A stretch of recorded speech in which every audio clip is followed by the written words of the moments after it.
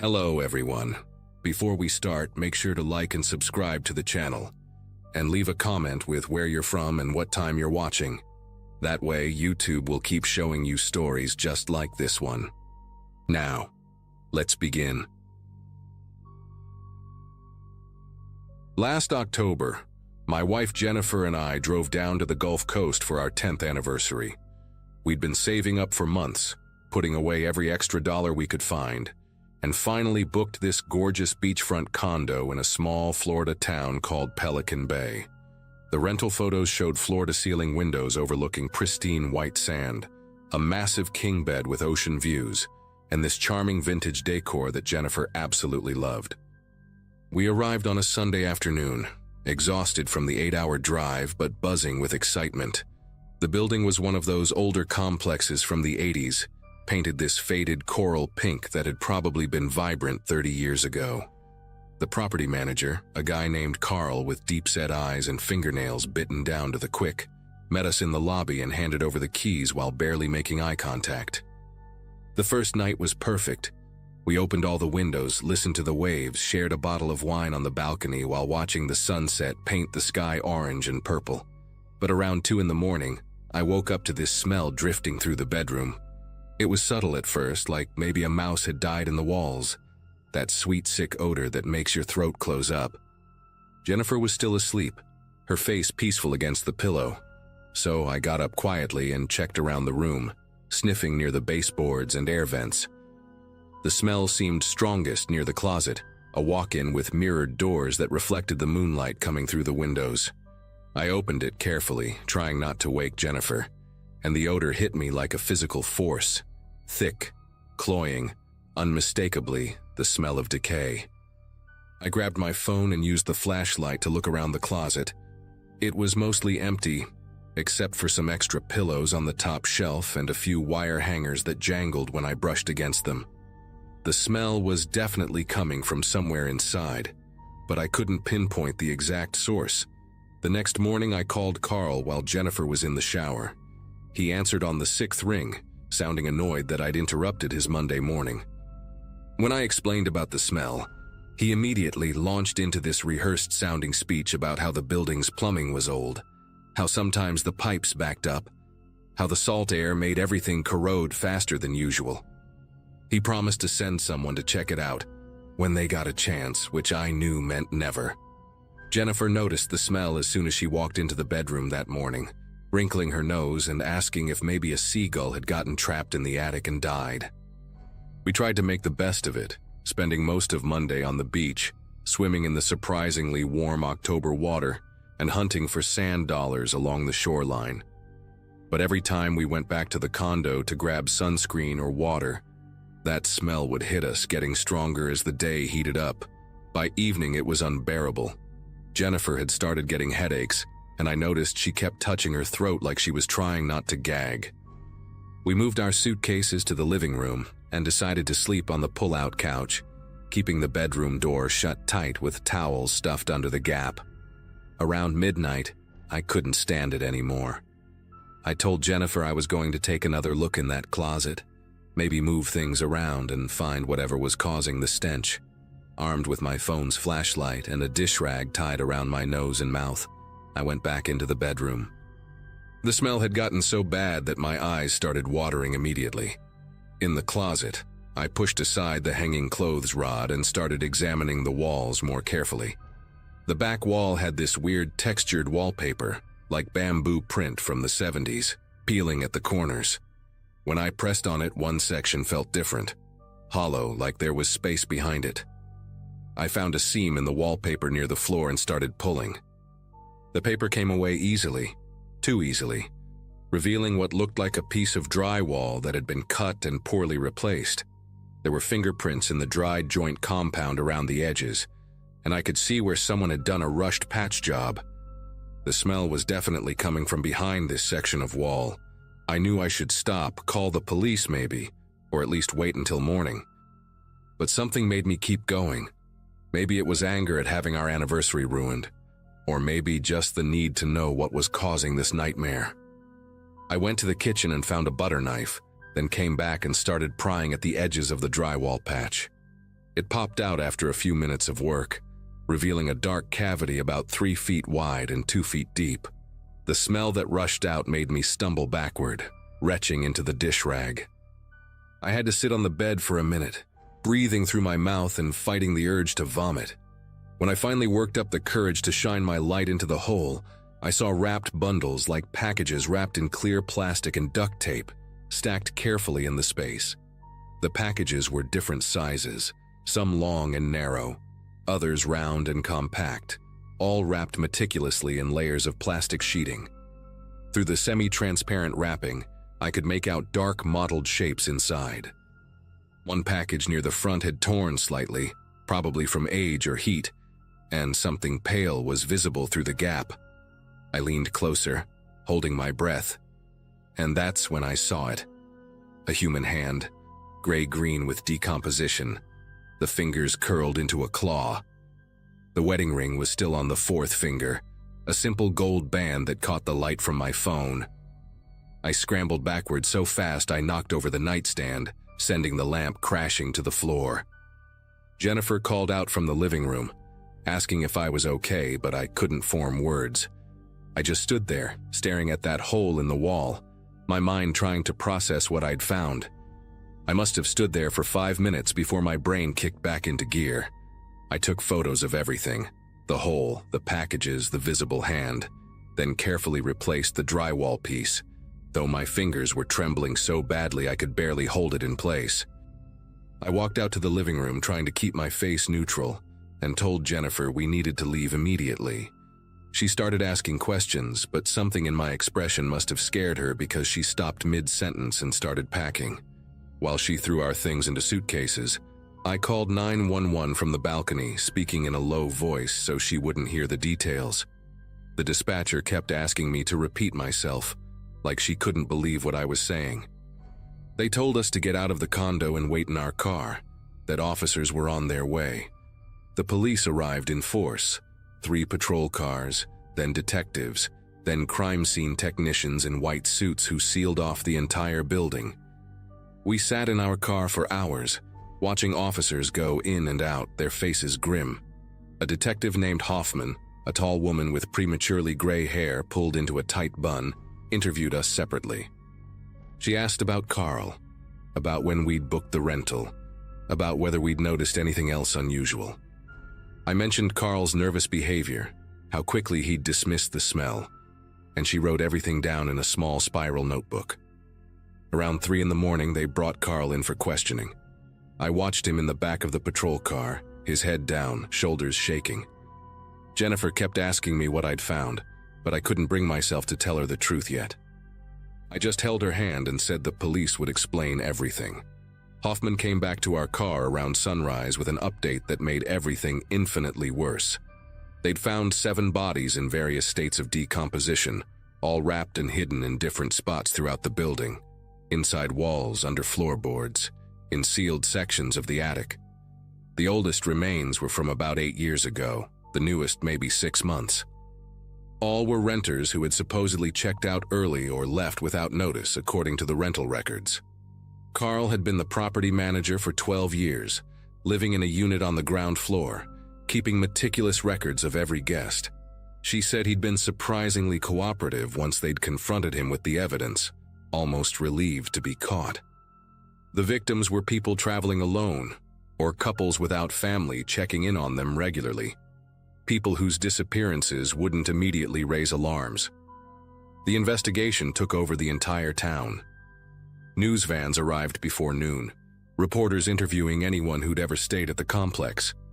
Jennifer and I gave our statements at the police station, a squat concrete building that smelled like burnt coffee and industrial disinfectant. They put us up in a hotel 20 miles away, comped by the city, while they processed the crime scene. I finally told Jennifer everything while we sat on the hotel bed, both of us still in the clothes we'd been wearing for 36 hours. She cried, then got angry, then cried again. We tried to eat but couldn't keep anything down. The detective called us 2 days later to say they'd identified 3 of the victims through dental records and DNA. A traveling nurse from Oregon, a retired teacher from Canada, and a young couple from Japan who'd been on their honeymoon. The other victims were still being processed. Carl had confessed to everything, claiming the first death was an accident during a robbery, and the rest were to cover it up, though the detectives believed he'd been lying about his motives. We drove home in complete silence, stopping only for gas and bathroom breaks. Jennifer hasn't been able to sleep in our own bedroom since we got back.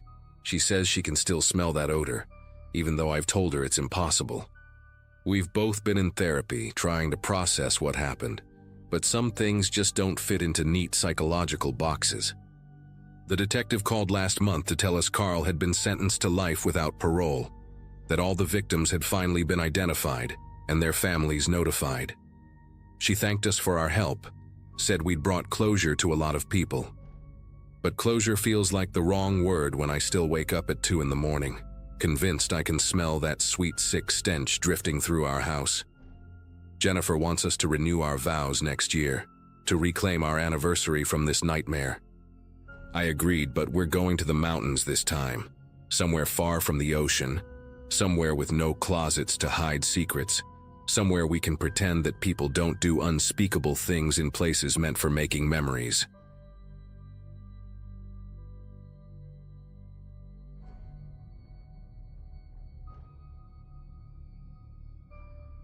The rental car's GPS had been acting weird for the past hour, but my wife Jessica and I didn't really mind getting lost in the French countryside that August afternoon.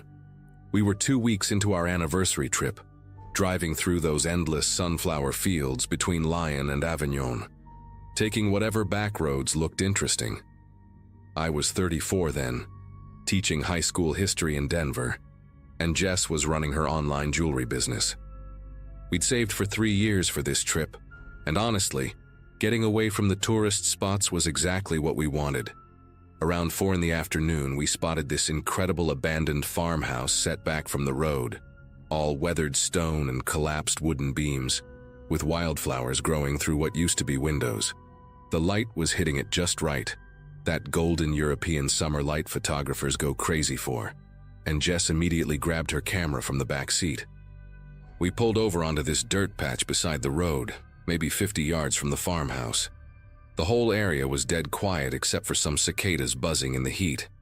While Jess was adjusting her camera settings, I noticed there was actually a newer metal shed about 100 feet behind the old farmhouse. One of those prefab agricultural storage buildings that looked completely out of place next to all that ancient stone. 2 beat-up white vans were parked beside it, both with mud-caked license plates, and the shed's door was propped open with a concrete block. I was about to point it out to Jess when movement caught my eye. 2 men emerged from that shed, and they were dragging something between them, something wrapped in a blue industrial tarp that must have been 7 feet long and obviously heavy from how they were struggling with it. The guy in front was massive, wearing a stained yellow work shirt, bald with these thick red hands gripping the tarp. The other one was skinnier, younger maybe, in dirty jeans and a baseball cap, walking backwards and breathing hard from the effort. At first, my brain tried to rationalize what I was seeing. Maybe they were moving old equipment or disposing of some farming supplies. But there was something about how carefully they were moving, how they kept glancing around between steps, that made my chest tighten. The tarp had these dark, wet patches seeping through in places, and when the skinny one adjusted his grip, part of it fell open for just a second. I saw something pale, like flesh, before he quickly tucked it back. That's when they noticed us. The bald one stopped mid-step and just stared directly at our car. He said something sharp to his partner, who spun around so fast he almost dropped his end. For maybe 5 seconds, nobody moved. Jess was still fiddling with her camera, completely oblivious, talking about the afternoon shadows on the farmhouse walls. The 2 men slowly lowered whatever they were carrying to the ground, right there in the tall grass between the shed and a grove of scraggly olive trees. The bald one reached into the shed and came out with a shovel, one of those long-handled spades with a pointed tip. He handed another one to his partner, who took it without ever taking his eyes off our car. Then they started walking toward us. Not running, not even walking fast, just this steady, purposeful stride through the yellow grass. The younger one had pulled his cap down low, but I could see his mouth moving like he was talking to himself, or maybe praying. The bald one's face was completely blank, emotionless like someone heading out to do a chore they'd done 100 times before. They were maybe 70 yards away when Jess finally looked up and saw them. She lowered her camera slowly and grabbed my arm hard enough to leave marks. "Nathan," she whispered, "get in the car right now." Her voice had this controlled panic that made my whole body go rigid. I fumbled with the keys, dropping them once before managing to start the engine. The men were maybe 40 yards away now, and the bald one had shifted his grip on the shovel, holding it more like a weapon than a tool. Jess was already buckled in, her camera forgotten on the floor, repeatedly checking that her door was locked. The car started on the second try, and I threw it into drive, spraying gravel as we lurched forward. In the rearview mirror, I saw them stop walking and just stand there in the middle of the road watching us leave. The younger one dropped his shovel and ran back toward the vans, and that's when real fear hit me. They were going to follow us. The road ahead curved through dense woods, and I had no idea where it led or how far the next town was. Our rental Peugeot wasn't exactly built for speed, and those vans looked like they knew these roads. I pushed the accelerator harder, taking the curves way too fast, the tires squealing against the hot asphalt. Jess had her phone out trying to call the police, but we had no signal. She kept hitting redial over and over, her breathing getting more frantic each time it failed. About 2 minutes later, I saw white metal in the mirror coming up fast. Just one van, but it was gaining on us. The road narrowed ahead, barely wide enough for 2 cars, with drainage ditches on both sides. I knew if they got alongside us, they could force us off into those ditches. My mind was racing through options that all seemed impossible. Turn around. No room. Pull over and run into the woods. They'd catch us in seconds. Keep driving and hope we reached civilization first. The van was close enough now that I could see the bald one driving, his face still wearing that same blank expression. He wasn't even trying to ram us or run us off the road, just staying right on our bumper, patient, like he knew exactly how this would end. Then Jess did something I'll never forget. She turned around in her seat, pointed her camera at the van behind us, and started taking pictures. The flash went off repeatedly, lighting up the interior of our car like lightning strikes. "Evidence," she kept saying through gritted teeth. "We need evidence." The bald man's expression finally changed when that flash hit him. He raised one hand to shield his eyes, and the van swerved slightly. That's when I saw our chance. There was a sharp left turn coming up, barely visible through the trees marked by an old stone cross. I didn't signal, didn't brake, just yanked the wheel hard at the last second. We went into that turn on 2 wheels, Jess screaming, stuff flying everywhere in the car. The van shot past the turn, brakes shrieking, trying to stop. By the time he'd reversed and made the turn, we'd gained maybe 30 seconds. The new road was even narrower, climbing steeply through thick forest. But up ahead I could see buildings, actual houses with cars parked outside and laundry hanging on lines. We burst into what turned out to be a small village, maybe 20 houses clustered around an old church. I pulled right up to what looked like a cafe, where a group of old men were sitting outside playing cards. We practically fell out of the car, Jess still clutching her camera, both of us probably looking absolutely insane. I tried to explain in my broken French what had happened, showing them the direction we'd come from. One of the old men, wearing suspenders and a faded blue cap, stood up immediately and walked to the middle of the street, standing there with his arms crossed. Within maybe a minute, 5 or 6 other villagers had joined him, forming this human barrier across the road. When the white van came around the corner moments later and saw them all standing there, it slowed, stopped, and then reversed back the way it came. The old man walked over to us, put a weathered hand on my shoulder, and in accented English said, "Those men, they are known here. You are lucky to find us. Come inside now." Inside the cafe, the owner's wife brought us water and strong coffee while her husband called the police. My hands were trembling so badly I could barely hold the cup. The old man, whose name was Philippe, sat with us and explained in halting English mixed with French that those men operated from that abandoned farm, had been suspected of things for years, but nobody could prove anything. "People disappear sometimes," he said quietly. "Hikers, tourists who camp alone. The police search, but..." He shrugged in that way that meant everything and nothing. Jess showed him the pictures on her camera. She'd managed to get 3 clear shots: the van's license plate, the bald man's face through the windshield, and 1 blurry image of both men standing by the shed before we fled. Philippe looked at them for a long moment, then called over 2 other men from the village. They spoke in rapid French, voices getting louder, angrier. One of them, a younger guy in work clothes, pulled out his phone and made a call. Within 20 minutes, 2 police cars arrived, followed by a 3rd unmarked vehicle. The rest of that day became a blur of police statements, translators, and waiting. They took Jess's camera as evidence, gave us receipts, contact information. 2 officers escorted us back to our hotel in Avignon, followed us right to the parking garage to make sure we got there safely. The detective, a woman with short gray hair and tired eyes, told us they'd been investigating similar incidents for 3 years, but this was the first time anyone had gotten photos, the first time witnesses had gotten away to report it immediately. She said they were heading to the farm right then with a full team. We spent that night in our hotel room with chairs pushed against the door, taking turns staying awake, jumping at every sound in the hallway. The next morning, the detective called our room. They'd found the tarp, she said, with traces of blood and evidence of recent digging in the olive grove. The men were gone, the vans were gone, but they had the photos. They had names now, and there was already a manhunt across 3 regions. We cut our trip short, flew home 2 days later. For weeks afterward, I'd wake up in cold sweats, seeing that bald man's empty face in my dreams, that steady walk through the tall grass with the shovel.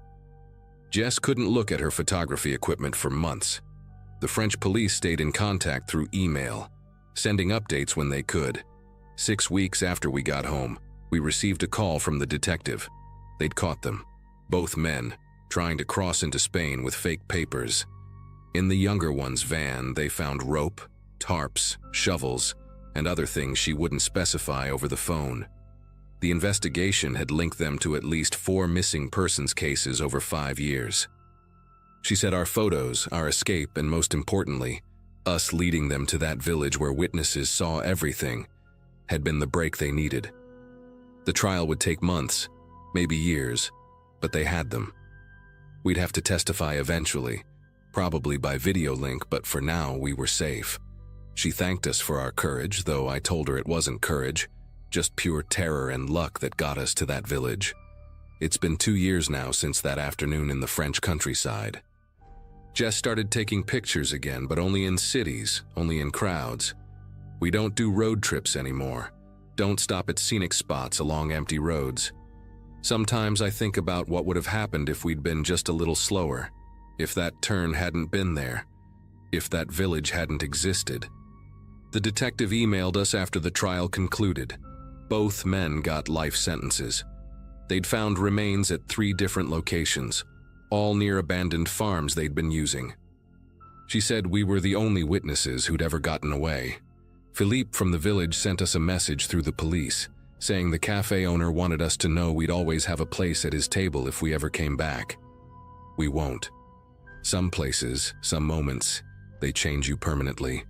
I still see that empty road sometimes when I close my eyes, feel that van right on our bumper, patient and certain. But we survived. We got away. And because of Jess's quick thinking with that camera, those men will never drag anything wrapped in a tarp ever again.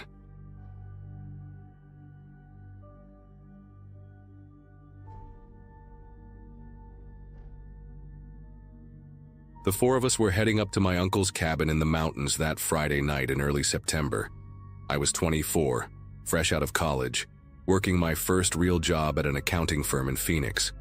My buddy Kevin was driving his Jeep Cherokee, with his girlfriend Ashley in the passenger seat, and me and my roommate Brandon in the back. We'd planned this weekend getaway for months, desperately needing a break from the city heat and our mind-numbing routines. The cabin sat about 3 hours north, nestled deep in the pine forests where cell service basically didn't exist. Kevin had suggested we leave after work to avoid traffic, which meant we wouldn't hit the mountain roads until well past 10 at night. None of us minded, though. We were young, excited, and had a cooler full of beer and enough junk food to last us through Sunday.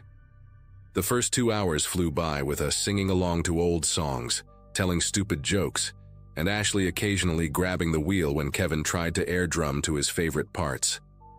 Once we turned off the interstate onto Highway 87, things got quieter. The road narrowed to 2 lanes and the streetlights disappeared completely. Our headlights carved through pitch-black darkness, with towering pines creating walls on both sides of the asphalt.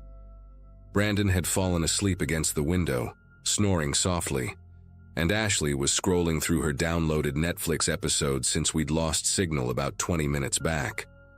I remember staring out at the darkness, catching glimpses of reflective eyes, probably deer or elk, disappearing into the forest as we passed. The temperature had dropped from 90 to maybe 60 degrees, and Kevin had turned the heat on low, making everyone drowsy. We still had about 40 minutes of winding mountain roads ahead of us, and I was fighting to keep my eyes open, thinking about that cold beer waiting for us at the cabin. Around 10:45, we came around a sharp bend, and Kevin hit the brakes hard enough to jolt everyone awake. About 50 yards ahead, a dark blue minivan sat diagonally across both lanes with its hazard lights blinking in that steady, hypnotic rhythm. The vehicle looked older, maybe early 2000s, with rust eating through the wheel wells and a cracked rear window held together with duct tape. Kevin slowed to maybe 15 miles per hour, scanning for a way around it. The shoulder on the right dropped off into a steep ravine, and the left side pressed against a rocky cliff face. Ashley sat up straighter, asking if we should help, assuming it was a breakdown. Something about the scene made my chest tighten. The van's engine was still running.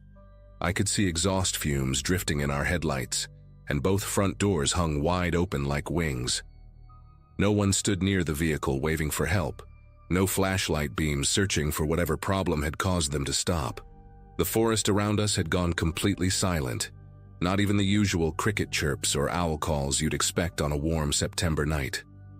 Kevin inched forward, trying to see if he could squeeze past on the narrow shoulder, when movement caught my eye near the tree line.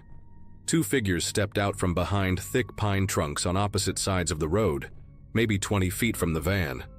The one on the left was tall and lanky, wearing what looked like dirty work coveralls, carrying something long in his right hand, maybe a tire iron or a piece of rebar. The other guy was shorter but built thick, with a baseball cap pulled low, and what was definitely a wooden baseball bat resting on his shoulder. They moved slowly, deliberately, like they had all the time in the world, their faces hidden in shadow beyond our headlight beams. Brandon grabbed my arm hard enough to leave marks, and Ashley made this small, whimpering sound that I'll never forget. Kevin didn't need anyone to tell him what to do. He slammed the Jeep into reverse, tires squealing against the asphalt as we flew backward into the darkness, the transmission whining from the sudden strain. The problem with mountain roads is that they're not designed for driving in reverse at 40 miles per hour.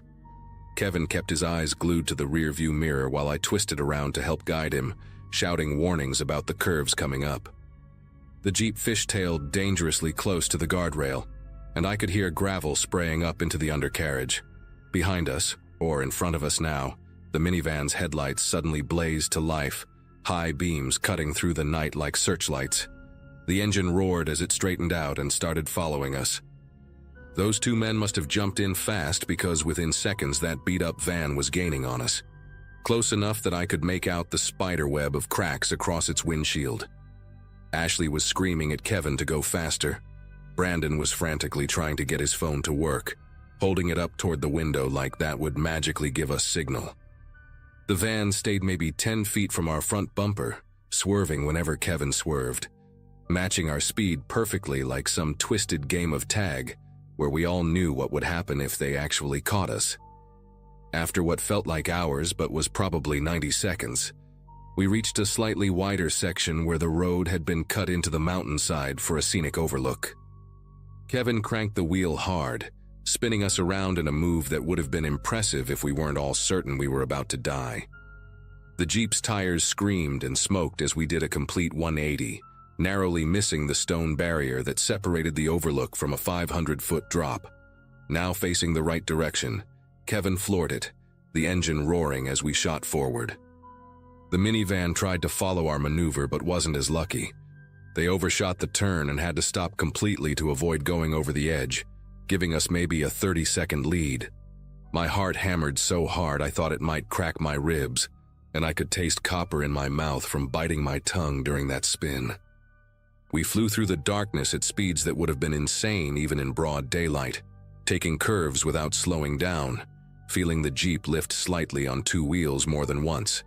The minivan reappeared in our mirrors about 2 minutes later, and this time they weren't alone. A second set of headlights had joined them, a pickup truck from what I could tell, riding right beside the van like they were in formation. They knew these roads better than us. That much was obvious from how they navigated the curves without losing speed. Kevin was pushing the Cherokee to its absolute limit, the speedometer hovering around 75 on roads meant for 35. And still they gained on us inch by inch. Ashley had gone quiet, her knuckles white from gripping the dashboard, while Brandon kept muttering prayers under his breath, and he hadn't been to church since middle school. The check engine light started flashing, probably from the abuse we were putting the vehicle through, and I could smell burning rubber mixing with hot metal. Every shadow could hide another vehicle waiting to cut us off. Every straight stretch of road felt like a trap about to spring. The forest flew by in a blur of black and green, our headlights barely illuminating the road fast enough for Kevin to react to the curves ahead. Then Brandon shouted something that made everyone's head snap toward him. He had 1 bar of signal. His fingers fumbled with the phone as he dialed 911, nearly dropping it when we hit a pothole that sent us airborne for a second. The call connected just as we saw lights ahead. Not vehicle lights, but building lights. A gas station, one of those old mom-and-pop places that somehow survived in the middle of nowhere, its neon beer signs flickering in the window. Kevin didn't slow down until the last possible second, cranking the wheel so hard that we skidded sideways into the parking lot, stopping inches from the gas pumps. Brandon was screaming our location into the phone while we all turned to watch the road. The minivan and pickup truck slowed as they passed, not stopping but not speeding away either, like predators deciding if their prey was worth entering unfamiliar territory for. Through the gas station's dirty windows, I could see the elderly owner reaching for something under his counter. Hopefully, a phone, maybe something else. The vehicles made 2 more slow passes while we huddled in that fluorescent island of safety. Brandon still on with dispatch before finally disappearing into the night. The state police arrived 23 minutes later. I know because I watched every second tick by on the gas station's old Coca-Cola clock. 2 cruisers pulled up with their lights flashing but sirens off, and the officers took our statements while we stood there shaking despite the warm night air. The elderly store owner, a Vietnam vet named Frank with faded tattoos covering his forearms, told the cops this wasn't the first time he'd seen something like this. Apparently, there'd been 3 similar incidents over the past 2 months, always late at night, always targeting out-of-towners heading up to vacation cabins. The officers had us describe everything we could remember: the van's broken window, the tall man's coveralls, the pickup truck that joined the chase. They wrote it all down, gave us a case number, and told us they'd escort us back to Phoenix if we wanted. Kevin's Jeep was making unhealthy grinding noises by then, probably needed a new transmission after what we'd put it through. Ashley hadn't stopped crying since we'd pulled into the gas station, and Brandon's hand still shook as he tried to drink the coffee Frank had given us for free. We didn't go to the cabin that weekend. The police followed us all the way back to the interstate, and we drove home in complete silence except for the grinding sound from the Jeep's engine. None of us wanted to talk about how close we'd come to whatever those men had planned, or think about what might have happened if that gas station hadn't been there. Kevin had to replace his transmission, cost him $3,000 he didn't have, but he said it was the best money he'd ever spent. The detective assigned to our case called a few weeks later to tell us they'd found the van abandoned and burned about 15 miles from where we'd encountered it. No plates, VIN number filed off. They never found the men or the pickup truck. He said we were lucky. that most people who stopped for vehicles blocking those mountain roads didn't make it to a gas station to tell their story. I haven't driven through mountains at night since then. Don't care if it means leaving at 4 a.m. or paying for a motel room to wait until daylight. The whole thing lasted maybe 15 minutes from when we first saw the van until we reached the gas station, but it rearranged something fundamental in how I see the world. I used to think danger was something that happened in bad neighborhoods or war zones, not on scenic mountain highways where families go camping and couples take romantic weekend trips. Brandon moved back to his parents' house in Iowa 2 months after that night. Said he couldn't handle living somewhere so isolated anymore. Ashley and Kevin broke up not long after. She blamed him for taking that route. He blamed himself for suggesting we leave at night, and neither of them could get past what happened. I still see Kevin sometimes at the grocery store or getting gas, and we nod at each other but never talk about that night. There's this unspoken understanding that we survived something together, but acknowledging it out loud would make it too real again, would bring back the taste of copper and the sound of Ashley's whimpering and the sight of those two figures stepping out from the trees like they owned the darkness itself. I found out later from Frank's nephew, who works at the auto parts store where Kevin got his transmission fixed, that the old man had a shotgun under that counter and would have used it if those men had tried to follow us into his parking lot. He'd been robbed twice when he first opened the station 40 years ago and decided he'd never be a victim again.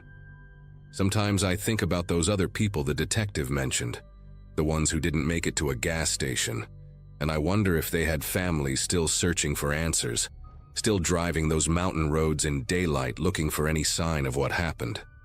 The police theorized it was either a robbery scheme or something worse, maybe connected to drug trafficking through those isolated corridors, but without catching anyone, it was all just speculation. All I know for certain is that we were meant to stop that night, meant to get out of our vehicle for whatever reason those men had planned, and the only thing that saved us was Kevin's instinct to reverse instead of trying to help. That split-second decision, that basic animal recognition of a trap, that's what separated us from becoming another unsolved case file in some detective's drawer. And that's why I'm sharing this story here, hoping maybe it'll help someone else recognize the signs, trust their gut when every rational part of their brain is saying to be a good person and help someone in need on a dark road.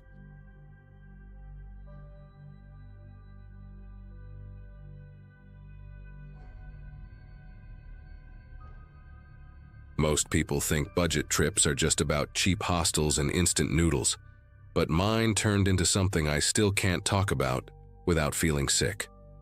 I was 21, finishing my junior year at college in Michigan, and my roommates convinced me to join them for spring break in Charleston. We found this apartment rental through some sketchy website that promised authentic local living for half the price of hotels. The place was on King Street, right above a vintage clothing store that blasted jazz music until midnight. 4 of us crammed into a 2-bedroom walk-up with peeling yellow wallpaper and a kitchen that smelled permanently like old grease. But we didn't care. We were there to explore the city, hit the beaches, and drink overpriced cocktails we couldn't afford. The trouble started on our 3rd night there, a Wednesday in early March, when the air was still cool enough to need a jacket after sunset. We'd spent the day walking through the historic district, taking those stupid tourist photos where you pretend to hold up old church steeples between your fingers. My friends, Megan, Sophia, and Claire, wanted to try this seafood place everyone on Instagram was raving about. The restaurant was maybe 15 minutes from our rental, one of those trendy spots with exposed brick walls and Edison bulb lighting. We stayed longer than planned because Claire started flirting with our waiter, this guy with sleeve tattoos, who kept bringing us free appetizers. By the time we left, it was past 11, and the streets had that eerie emptiness that tourist areas get after the shops close. Walking back, we were loud and giggly, our voices echoing off the shuttered storefronts. Sophia kept doing this terrible impression of the waiter's southern accent, and Megan was filming everything on her phone for her travel vlog that maybe 12 people watched. The vintage store beneath our apartment was dark, its mannequins looking creepy behind the glass, dressed in 70s polyester suits. I remember noticing our apartment windows were lit up, all of them, Even the bathroom we always kept dark, because the overhead bulb was too harsh. My first thought was that Claire, who'd been complaining about the electricity bill already, would throw a fit about someone leaving everything on.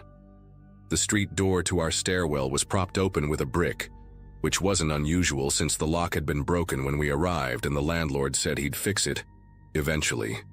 But when we climbed those narrow stairs, the wood creaking under our weight like it always did, I saw our apartment door was wrong. The door frame around the lock was splintered, long pale scratches in the dark wood like someone had jammed something metal in there and twisted hard.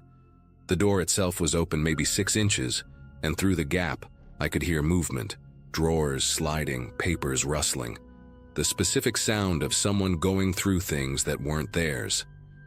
Megan grabbed my wrist so tight her acrylic nails left marks that lasted for days. We all went completely silent, that kind of silence where you can hear your own heartbeat and everyone else's breathing. Through that gap, I could see a shadow moving across the living room wall, too tall and broad to be anyone we knew. Claire started backing down the stairs, but the old wood betrayed us with a groan that sounded like a scream in the quiet hallway. The movement inside stopped immediately. We heard footsteps, heavy, deliberate, coming toward the door. I wanted to run, every instinct screaming at me to get out, but my legs wouldn't work right, like those nightmares where you need to escape but can't move fast enough. The door swung open wider, and there he was. A man in a faded denim jacket with oil stains on the sleeves, maybe 40 years old, with this patchy beard and eyes that were too wide, too bright, like he was high on something. He had Sophia's makeup bag in one hand, the expensive one her mom bought her for Christmas, and lipsticks were spilling out onto the floor, rolling toward our feet like bloody little bullets. He didn't run when he saw us, which was somehow worse than if he had. Instead, he smiled. Not a normal smile, but this slow stretch of his mouth that showed teeth that were mostly gold caps and gaps. "Well," he said, and his voice was weirdly calm, almost friendly, with this thick Carolina drawl, "Y'all are back early." He stepped into the doorway, filling it completely, and I realized the only way out was through him. The stairwell was too narrow to squeeze past, and behind us was nothing but a 3-story drop to concrete. He kept talking, casual as anything, about how the door was already broken when he got there, how he was just looking for his girlfriend's stuff. She used to live here, maybe we knew her. His free hand kept moving to his jacket pocket, patting something there, something with weight that made the fabric hang wrong. Sophia was the first to find her voice, though it came out high and tight. "Take whatever you want," she said. "We won't call anyone, just please leave." But he laughed at that, this wheezing sound like an old car trying to start, and took a step toward us. We all moved back in unison, pressed against each other on that narrow landing. The stairs behind us creaked dangerously. These weren't built for 4 people standing in the same spot. He started describing the apartment's layout, proving he'd been through everything. Knew about Claire's hidden cash in the tampon box, Megan's prescription bottles in the nightstand, my laptop under the couch cushions where I thought it was safe. He knew which bed each of us slept in, said he could tell by the perfume on the pillows. That detail made my whole body go numb, thinking about this stranger smelling our pillows, touching our sheets, going through our dirty laundry. Then we heard it, sirens getting closer. Not because anyone called them, but Charleston police were always circling the tourist areas at night. His whole demeanor changed instantly, that fake friendliness dropping away like a mask. "You little bitches called them?" he snarled, spit flying from his mouth. Megan, brave stupid Megan, held up her phone. She'd been recording the whole time, live streaming to her Instagram. "Everyone's watching," she said, her voice shaking but determined. "My followers already called 911. It was a lie. She had maybe 50 followers and the video was just recording locally. But he didn't know that. He lunged forward, trying to grab the phone, and that's when Claire did something I'll never forget. She had her keys between her fingers and she swung hard, catching him across the cheek, leaving 3 parallel gashes that immediately started bleeding. He stumbled back, cursing, his hand flying to his face, and that gave us our opening. We rushed forward all at once, a tangle of bodies and screaming. I remember slamming into his shoulder the smell of him, sweat and something chemical, like paint thinner. Sophia grabbed the stair railing and used it to swing herself around him. Claire kept hitting him with her keys, wild and desperate. Megan threw Sophia's makeup bag at his head, and powder exploded everywhere, turning the air pink and glittery. For a few seconds it was pure chaos. Him trying to grab us fighting to get past. Everyone shouting. His hand caught my hair and yanked hard enough that I heard strands ripping out. But I twisted away, leaving him with a fistful of blonde while I tumbled down the stairs after my friends. We burst onto the street just as a police cruiser was passing. Megan ran straight into traffic, waving her arms, nearly getting hit by the car as it screeched to a stop. The officer got out, hand on his weapon, probably thinking we were drunk college kids causing trouble. But then he saw our faces. Claire had blood on her keys and hands. My scalp was bleeding where hair had been torn out. We were all covered in pink powder and crying. Behind us, we could hear the man crashing through the apartment, and then the fire escape clanging. The officer called for backup immediately while pushing us behind his vehicle. 2 more cruisers arrived within minutes, but when they searched the apartment and surrounding blocks, he was gone. All they found was our ransacked belongings, a meth pipe in the bathroom that wasn't ours, and a backpack full of stolen items from other vacation rentals in the area. The police took our statements until almost 4 in the morning, and the detective, this exhausted-looking woman named Officer Paulson, told us this had been happening all month. The guy targeted vacation rentals specifically because tourists rarely pressed charges. They just wanted to go home. She showed us security footage from the vintage store below, and there he was from 2 days earlier, testing our street door during daylight, pretending to browse the shop while actually casing the building. We'd probably walked right past him. The landlord finally showed up around dawn, reeking of bourbon, and had the nerve to blame us for leaving valuables in the apartment. He wouldn't even pay for a hotel, said the apartment was still technically habitable. We spent the rest of the night in the living room, all 4 of us in a pile on the couch, taking turns staying awake while the others dozed. Every sound made us jump, the jazz music starting up again downstairs, a cat on the fire escape, drunk people arguing on the street. We left Charleston that same day, driving straight through to Michigan in Megan's beat-up Toyota, stopping only for gas and drive-through coffee. None of us talked about it during the ride, just played music too loud and pretended to sleep. But I know we were all thinking the same thing, about him knowing which bed was whose, about what he might have done if we'd come back alone, or if we'd been asleep when he broke in. The police never caught him, though Officer Paulson emailed me a few weeks later saying they'd connected him to 7 other break-ins. Claire needed therapy for months afterward, and Sophia still can't stay in ground-floor apartments. As for me, I check every lock 3 times before bed, and I've never used a vacation rental again. Hotels might be expensive, but at least they have security cameras and deadbolts that actually work.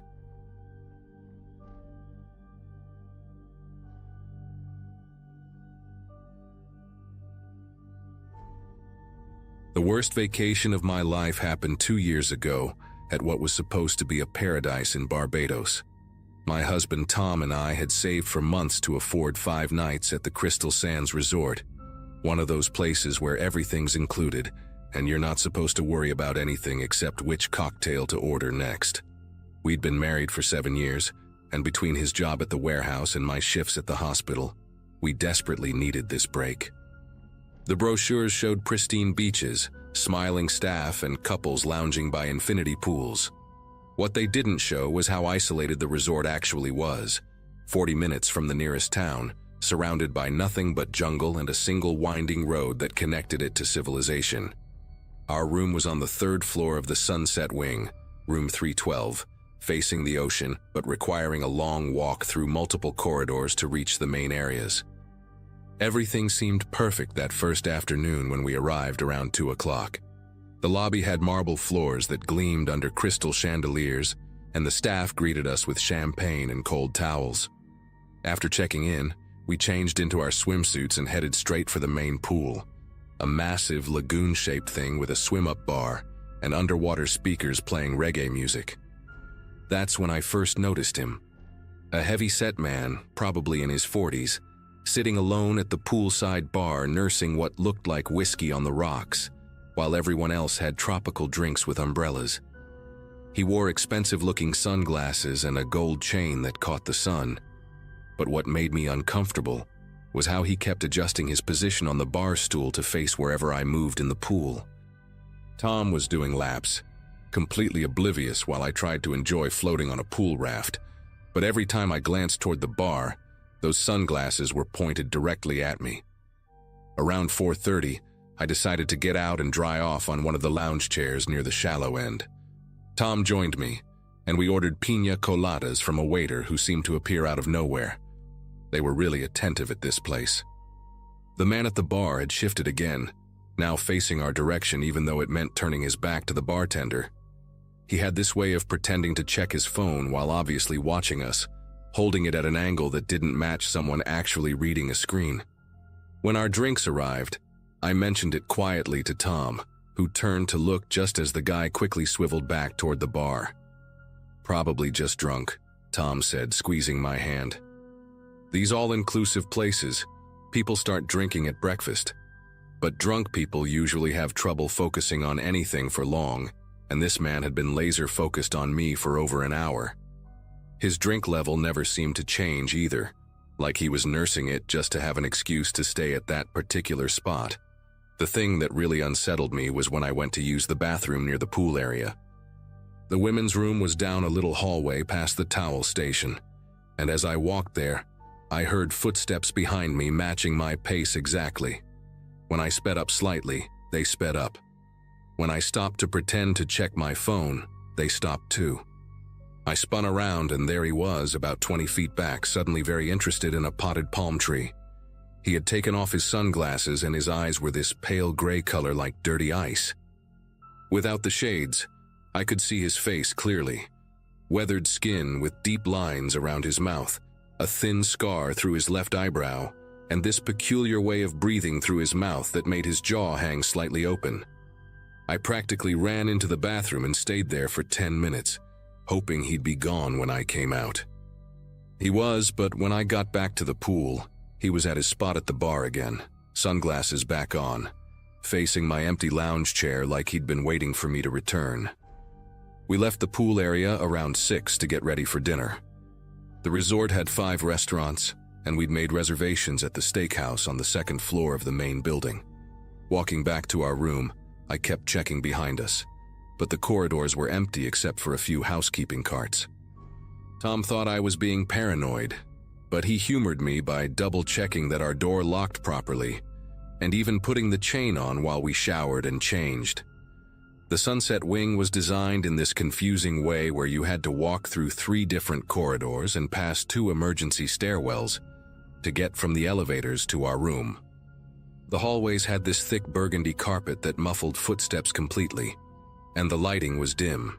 Just these small sconces every few feet that created more shadows than illumination. Every room door looked identical, dark wood with gold numbers, and there were no windows in the corridors, making it feel like a maze. I remember thinking how easy it would be to get lost if you'd been drinking, how all the turns looked the same. Dinner started off perfectly normal. The restaurant was beautiful, all white tablecloths and candlelight, with windows overlooking the beach where you could see the moon reflecting off the water. We ordered wine and were halfway through our appetizers when I saw him again, seated alone at a table in the corner, partially hidden behind a decorative plant.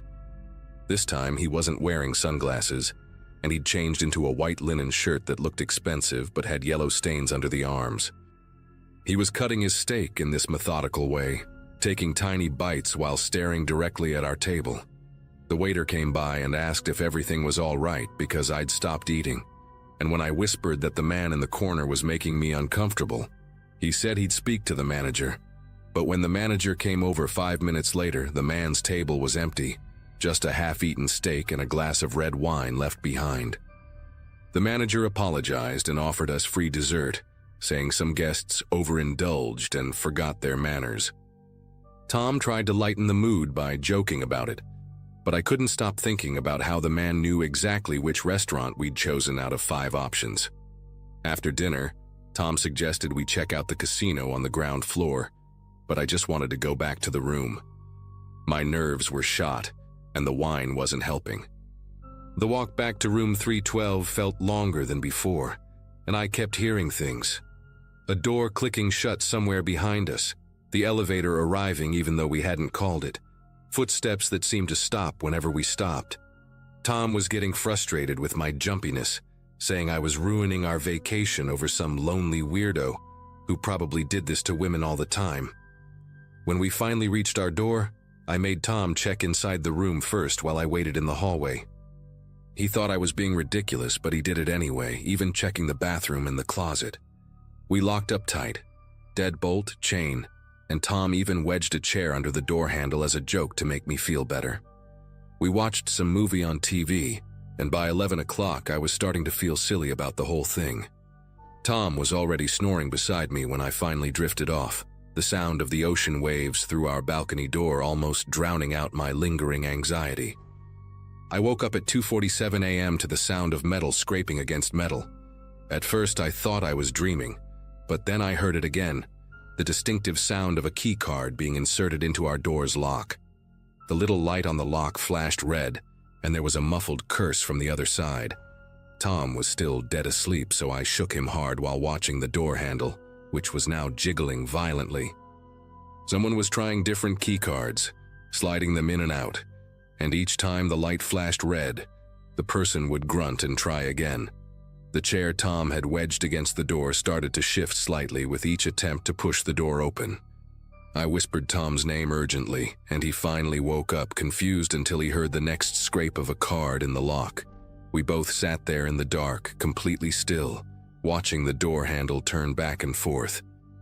Then came the knocking. Not normal knocking, but this slow, deliberate rhythm. 3 knocks, pause, 3 knocks, pause. It went on for what felt like forever, but was probably only a minute or 2. Then the voice started, low and slurred, like he'd been drinking heavily since dinner. "I know you're awake in there, saw your shadow move under the door." His mouth was so close to the door gap that we could hear his breathing, wet and labored. "Just wanted to talk. You were so friendly at the pool. Why aren't you friendly now?" Tom grabbed his phone to call security, but I grabbed his wrist. I was terrified that any sound we made would escalate things. The man outside continued his monologue, voice getting progressively more agitated. "Room 312, easy to remember, 3 + 1 + 2 = 6, my lucky number." He laughed at this, a wheezy sound that turned into a cough. "That husband of yours, he's sleeping, isn't he?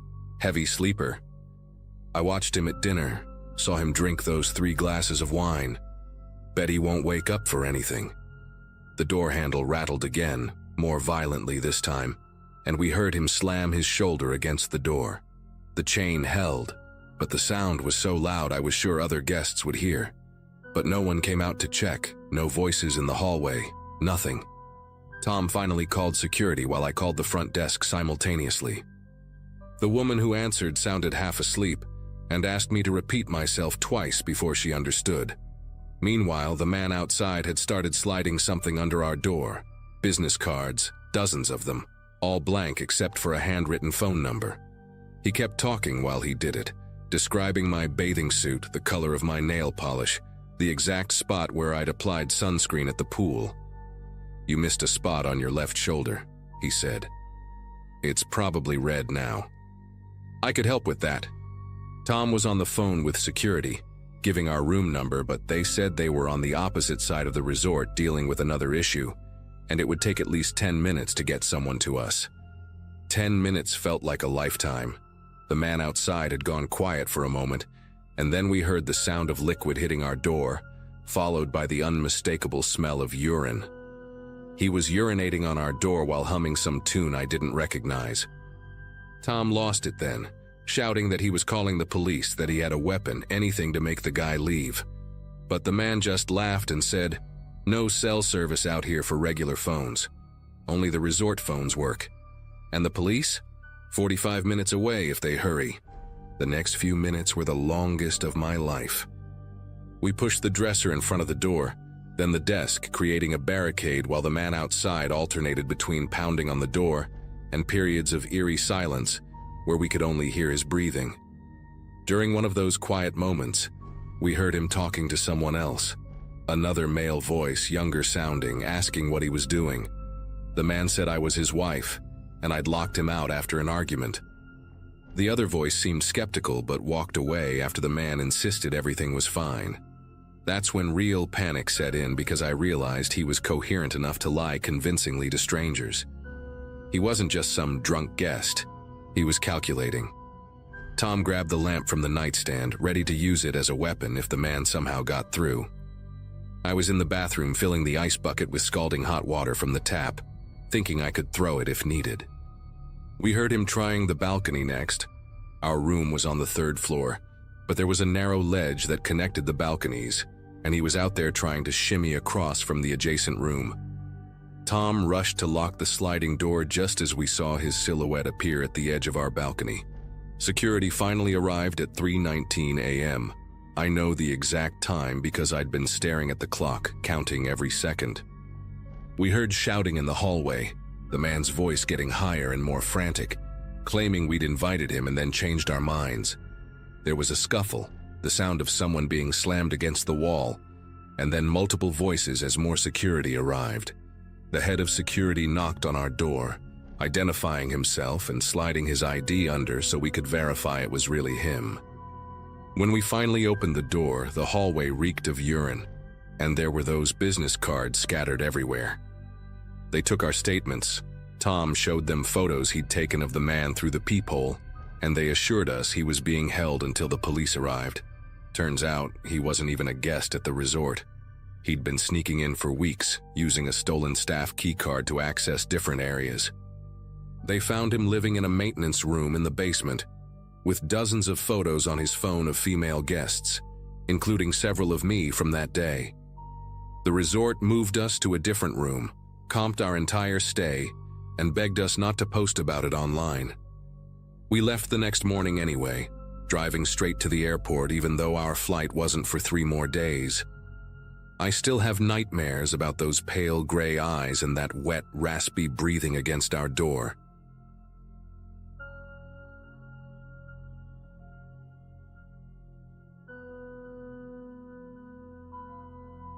The heat in Chicago that July afternoon was the kind that made the pavement shimmer like water. I was there with my college roommate Vanessa, celebrating our graduation with a week-long trip we'd been planning since freshman year. We'd just finished lunch at this tiny Vietnamese place in Chinatown when we decided to walk toward the Art Institute. Vanessa had her camera out, taking photos of everything: the red pagoda-style buildings, the hanging lanterns, even the graffiti on the brick walls. We were 22, invincible, and completely unaware that within the next hour, we'd be fighting to get out of a nightmare we'd walked ourselves into. I still remember the taste of that last iced coffee I was sipping, sweet and cold, before everything went wrong. The man approached us near the corner of Cermak and Wentworth, where the tourist shops start thinning out and the neighborhood gets quieter. He looked like any other local, maybe 45, wearing a Cubs jersey and khaki shorts with this genuine warm smile that reminded me of my Uncle Gary. He had a slight limp and carried a worn leather messenger bag across his shoulder. "Excuse me, ladies," he said, pulling out his phone to show us he was part of some community group. "I run free walking tours for visitors, trying to show people the real Chicago, not just the tourist traps. I've got about 40 minutes before my next paid group, and I hate walking alone. Would you like to see some hidden architectural gems just 3 blocks from here?" His phone screen showed what looked like a legitimate Facebook page with hundreds of reviews and photos of smiling tourists. Vanessa and I exchanged glances, and she shrugged. We were already wandering aimlessly anyway. He introduced himself as Doug and started walking, pointing out details about the buildings as we went: the year they were built, which families owned them, little historical facts that seemed too specific to be made up. He knew which restaurant used to be a speakeasy, which alley was used in a movie from the 80s. He even stopped to pet a cat that was lounging on a stoop, calling it by name. "Hey there, Patches," and the cat actually came to him. Every detail made him seem more legitimate, more like just a friendly local who loved his city. Vanessa was recording parts of his commentary on her phone, and I was taking mental notes for the travel blog I'd promised myself I'd start. We turned down a narrower street where the buildings were older, more industrial, with those old fire escapes zigzagging down the facades. Doug pointed to a building ahead with boarded-up windows on the ground floor, but ornate stonework around what used to be the entrance. "This one's special," Doug said, fishing out a key from his messenger bag. "Built in 1892 as a printing press, then converted to apartments in the 50s. The owner lets me bring small groups through because we're trying to get it designated as a historical landmark. The interior still has the original tin ceilings and marble stairs." He unlocked a side door that looked recently installed. Metal, modern, completely out of place with the old brick. The hallway inside was dim but not dark. Sunlight filtered through dirty windows at the far end. It smelled like dust and old wood, maybe a hint of pigeon droppings, but nothing that screamed danger. Vanessa went in first, her camera already up, capturing the peeling paint and exposed brick. I followed, and Doug came in behind us, still talking about the building's history, his voice echoing slightly in the empty space. The door clicked shut behind him, and that's when I noticed it. The sound was different from a normal door closing, heavier somehow, more final. Doug led us deeper into the building, up a set of stairs that creaked under our weight. The marble he'd mentioned was there, but covered in decades of grime. On the second floor, he pushed open a door to what he called the showcase room. And I'll admit, it was impressive at first. High ceilings with intricate tin patterns, tall windows with antique glass that warped the view outside, built-in wooden shelving that must have held thousands of books once. Vanessa was in photographer heaven, crouching to get angles, adjusting her lens. Doug stood by the doorway, scrolling through his phone, and I noticed he'd positioned himself between us and the exit. "Take your time," he said, that warm smile still there. "I'll just let my next group know I'm running a few minutes late." He typed something quickly, and I heard a faint buzzing from somewhere else in the building, like another phone vibrating in response. The change happened fast. Doug's whole demeanor shifted like someone had flipped a switch. The friendly tour guide expression melted away, replaced by something calculating and cold. He put his phone in his pocket and pulled out something else, a thick zip tie. "Here's what's going to happen," he said, his voice completely different now, flat and matter-of-fact. "Your friend is going to put her expensive camera in my bag. You're going to add your phones, wallets, and jewelry.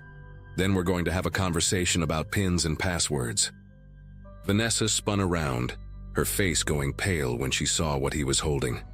I tried to move toward the door, but Doug stepped fully into the frame, blocking it. He was bigger than I'd realized, the limp from earlier completely gone. "The windows are painted shut, ladies. The fire escape was removed years ago, and my partner downstairs has already locked the main entrance. You can cooperate, or we can do this differently. But either way, you're not leaving until we get what we need."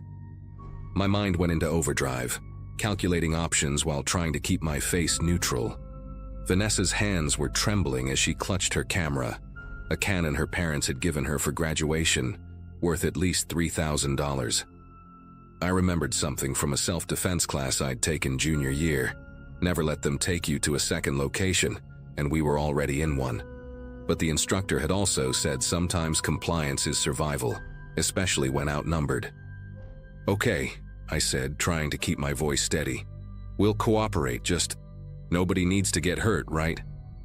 Doug nodded, but his eyes stayed hard, watching us like we were unpredictable animals.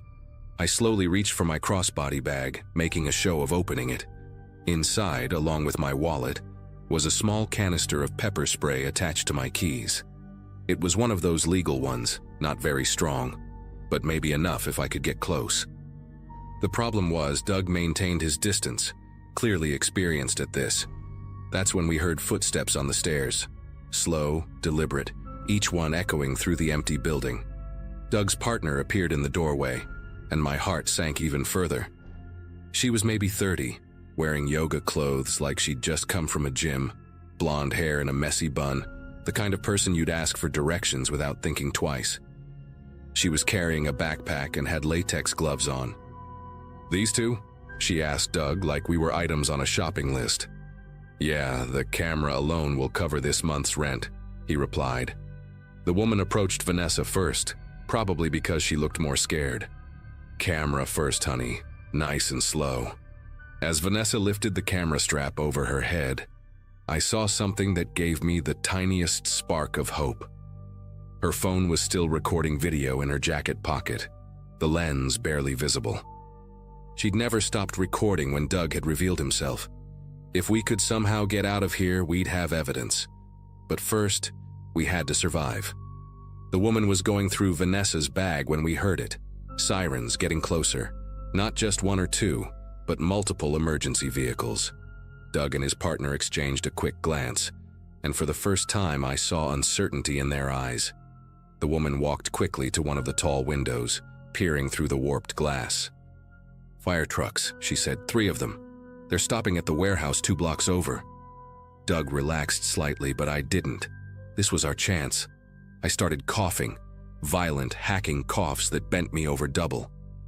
"I can't breathe," I gasped between coughs. "Asthma inhaler in my bag." It was a complete lie, but I sold it hard, wheezing, clutching at my throat. Vanessa caught on immediately. "Oh my God, she's having an attack. This happened in finals week. She needs her inhaler now or she could die." The panic in her voice was real, even if the reason wasn't. I dropped to my knees, making horrible wheezing sounds I remembered from when my roommate freshman year had an actual asthma attack. The woman looked annoyed, but also worried. A dead tourist would bring way too much heat. "Get her inhaler," she snapped at Doug. He grabbed my bag roughly, dumping its contents on the dusty floor. While he was distracted searching through my things, I watched the woman's position. She'd moved closer to help look, leaving the doorway partially clear. My pepper spray had rolled under some old newspapers when Doug emptied my bag. I kept up the wheezing, adding some convincing gasps, watching them both crouch down, focused on finding an inhaler that didn't exist. Then I made my move. I grabbed the pepper spray, flicked the safety off with my thumb, and sprayed it directly up into Doug's face from maybe 2 feet away. He screamed, hands flying to his eyes, stumbling backward. The woman lunged for me, but Vanessa swung her camera bag hard, catching her in the side of the head. The $1,000 lens inside made a satisfying crack against her skull. We didn't wait to see if they'd recover. We just ran. We flew down those marble stairs, taking 3 at a time, our sneakers slapping against the stone, the sounds of Doug's cursing and the woman's shouting echoing behind us. The main door was locked as they'd said, but there was a window next to it, one of those old single-pane ones. Vanessa didn't hesitate. She picked up a broken piece of concrete from the floor and smashed it straight through. Glass exploded outward, and we could hear Doug stumbling down the stairs behind us, still half blind but coming fast. I knocked out the remaining shards with my elbow, cutting my arm in the process but not caring, and we squeezed through. We hit the street running and didn't stop. A man walking his dog stared as we sprinted past, Vanessa still clutching her camera bag with its broken lens, my arm bleeding through my shirt.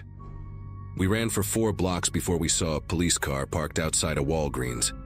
I've never been so happy to see cops in my life. The rest happened in a blur. The officers called for backup immediately when Vanessa showed them the video on her phone. Doug's face was clear as day, talking about his partner downstairs and mentioning the exits being blocked. They found the building within an hour, but Doug and the woman were gone. However, the cops found something else. Personal items from at least a dozen other victims hidden in a locked room in the basement. Driver's licenses, credit cards, even a few passports. Turns out they'd been running this scam for months, targeting tourists in different neighborhoods, always moving around. The detective told us we were lucky. Most victims had been too scared or embarrassed to fight back, and several had been held for hours while the pair maxed out their credit cards and bank accounts. They caught Doug 3 weeks later trying the same thing in Milwaukee. The woman was never found. I still have a scar on my arm from that window. this thin white line that reminds me every day how close we came to being just another statistic. Vanessa and I finished our Chicago trip, but we stuck to the main tourist areas after that, always in groups, never trusting anyone who approached us on the street. And that travel blog I was going to start? The first post was about how to spot tourist scams. It went viral.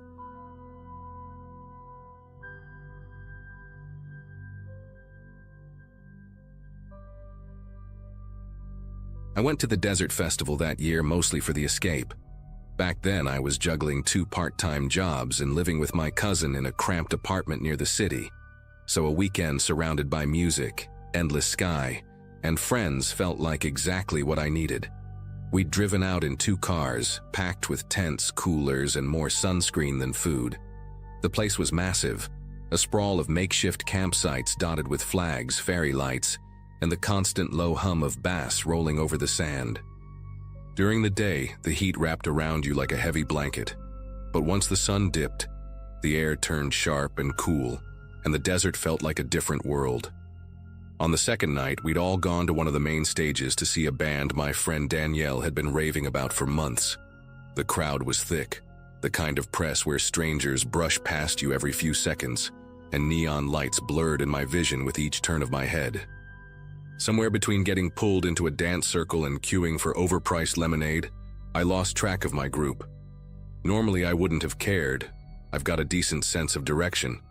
But at that festival, after dark, everything looked the same. I wandered for a while, thinking I'd spot our flag or the glow-in-the-dark tape Danielle had wrapped around our tent poles. It was when I was cutting between 2 rows of parked RVs that I noticed a guy leaning against the hood of a dusty silver SUV. He wasn't dressed like most people there. No glitter, no tie-dye, just a dark windbreaker and jeans, his hands tucked into the pockets like he had nowhere particular to be. When our eyes met, he gave a small nod, like he recognized me. And that's when it clicked. I'd seen him earlier in the day hanging a few feet from our campsite. I didn't remember talking to him, but I remembered the way he seemed to just linger, watching people set up. He asked if I was headed back to camp and said he could give me a ride. Long walk in the dark, he added, gesturing toward the distant scatter of lights where the campsites were. My phone battery was nearly dead, and the idea of weaving through the dark paths alone made me hesitate. His SUV looked familiar enough that I convinced myself he was probably a friend of someone in our group. I climbed into the passenger seat, telling myself I'd be back at the tent in 5 minutes. Halfway down the main road, the SUV's headlights caught a swirl of dust ahead, and instead of continuing toward the glow of the camps, he slowed and flicked on his turn signal. I thought maybe he was taking a shortcut, but the tires crunched onto a narrow dirt track that veered away from the festival. Out here, the only light came from the moon, and the beams from the headlights barely reached beyond the curve of the road. I asked if this was the right way, and he said, "Yeah, trust me, it's quicker." His voice was calm, almost too casual, like we weren't suddenly heading into pitch-black desert. The deeper we went, the more I realized how far we were getting from any sign of the festival. The music had faded into nothing, replaced by the steady hum of the engine and the occasional ping of gravel against the undercarriage.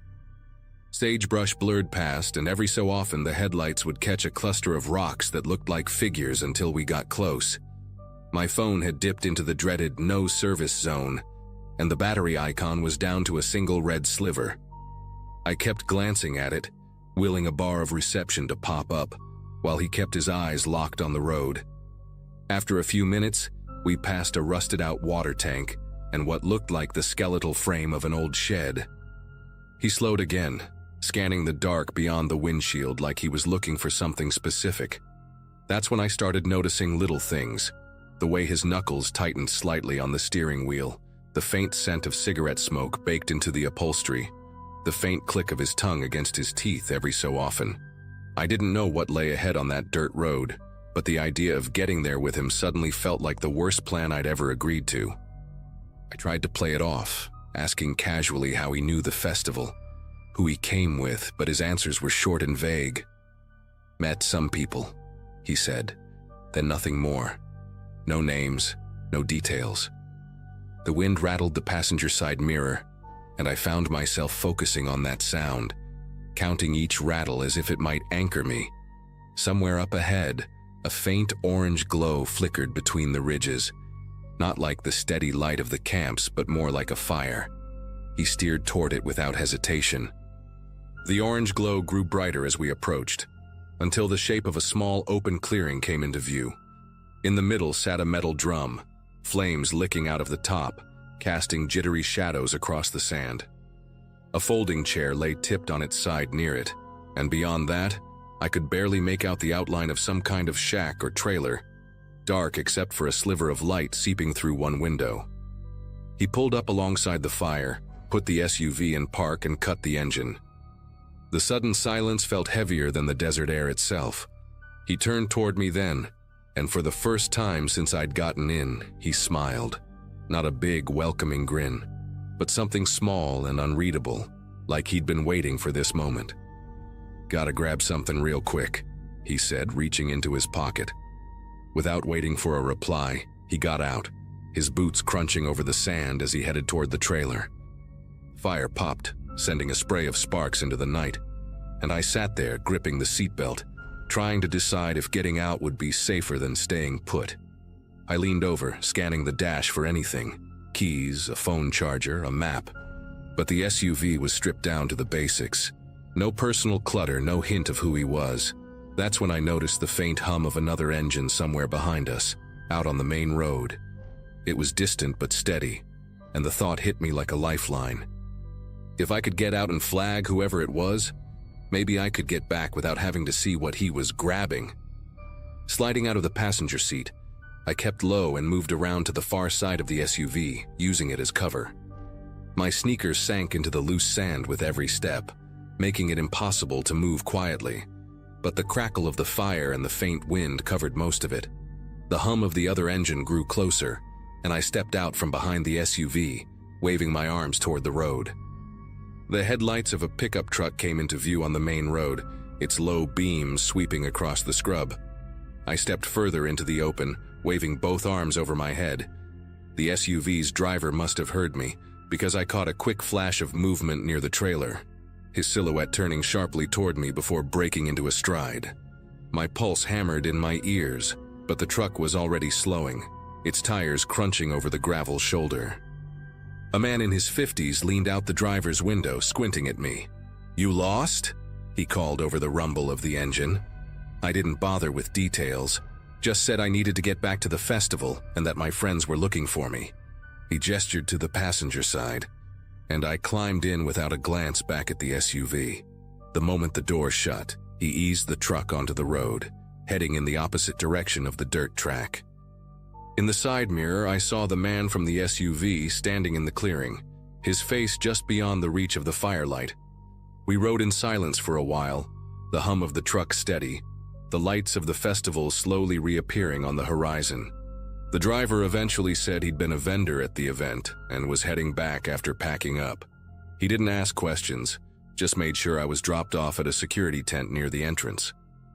From there, I spotted Danielle running toward me, her relief obvious even in the chaos of the crowd. I didn't tell her everything right then, just that I'd gotten turned around and found my way back. Even now, I still think about what would have happened if that truck hadn't come along when it did. The dirt road, the fire in the middle of nowhere, the way he didn't hesitate to take that turn. It's all burned into my memory. I don't know what he was planning or why he seemed to know exactly where he was going out there, but I do know I'll never again get into a stranger's car, no matter how familiar their face looks.